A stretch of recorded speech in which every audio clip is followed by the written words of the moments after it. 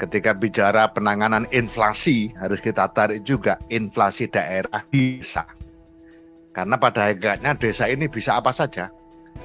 Bisa mendukung apapun yang menjadi program pemerintah. Inflasi pun sebenarnya, meskipun konsep inflasi ini selalu bicara pada level kabupaten minimal, tetapi tidak bisa lepas juga dari dukungan desa. Makanya kita baru saja juga mengkamen tentang penanggulangan inflasi dan mitigasi inflasi daerah di desa.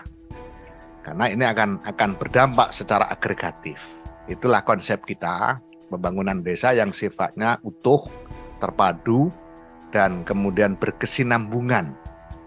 Maka di Kementerian Desa terus kita upayakan tidak ada proyek. Karena proyek itu ada batas waktu.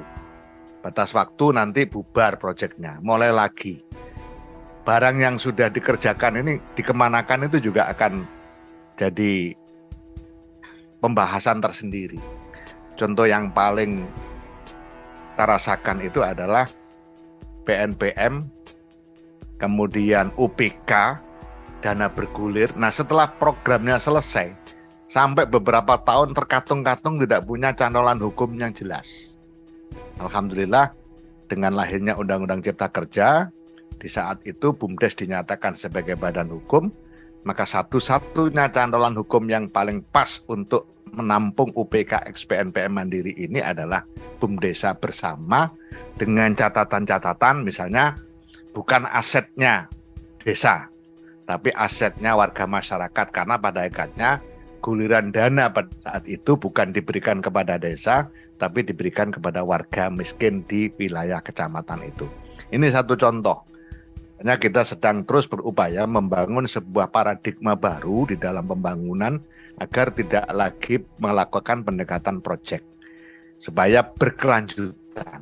Makanya kemudian kita juga merumuskan arah kebijakan pembangunan desa dengan merujuk kepada tujuan pembangunan berkelanjutan Perpres 59 2017 yang kemudian kita kasih label SDGs Desa. Di situ jelas kemana arah pembangunan desa yang sifatnya berkesinambungan. Desa tanpa kemiskinan misalnya tidak akan pernah selesai. Terus bicara tentang membangun desa tanpa kemiskinan, desa tanpa kelaparan, bicara tentang busung lapar, bicara tentang stunting, tidak akan pernah selesai sampai kapanpun. Dan ini tidak bisa kemudian didekati dengan pendekatan proyek. Pendidikan desa berkualitas, pasti alih generasi. Nggak akan pernah namanya pendidikan selesai. Sepanjang hidup berjalan. Oleh karena itu tidak bisa juga dilakukan pendekatan proyek.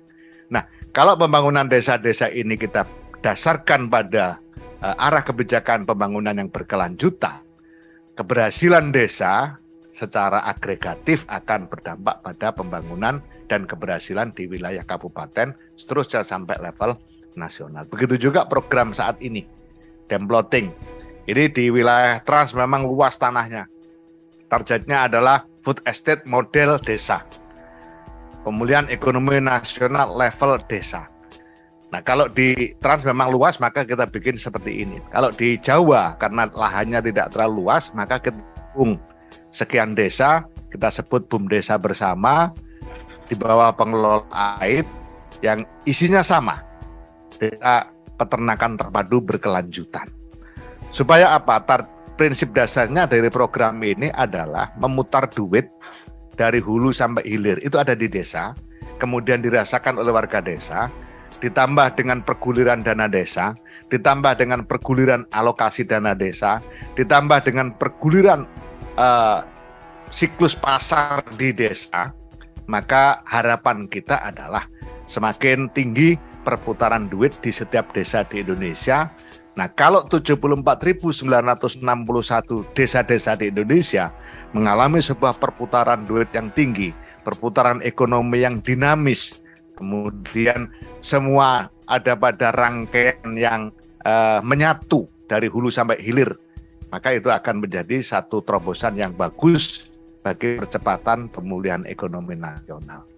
Misalnya tadi saya lihat ada itik, telur itik, telur ayam, kemudian dibikin telur asin, ditetaskan, dikasihkan atau didistribusikan BUMDes lainnya, dan terus begitu berkelanjutan, nggak akan pernah selesai kalau dikelola dengan baik. Oleh karena itu pesan saya kepada Pak Kades, ini betul-betul dikelola sebaik mungkin.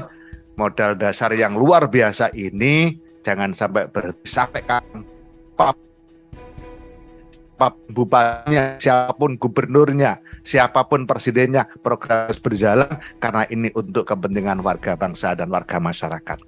Inilah yang bisa saya sampaikan. Saya merasa bersyukur pada hari ini, meskipun di tengah-tengah situasi kesibukan Pak Bupati, saya terima kasih Pak Bupati telah hadir bersama-sama dengan kita, juga anggota DPD yang saya tidak tahu kalau beliau berkenan hadir. Terima kasih atas kehadirannya, sehingga ini juga menjadi bagian penting dari apa yang bisa dilakukan oleh teman-teman di Dewan Perwakilan Daerah.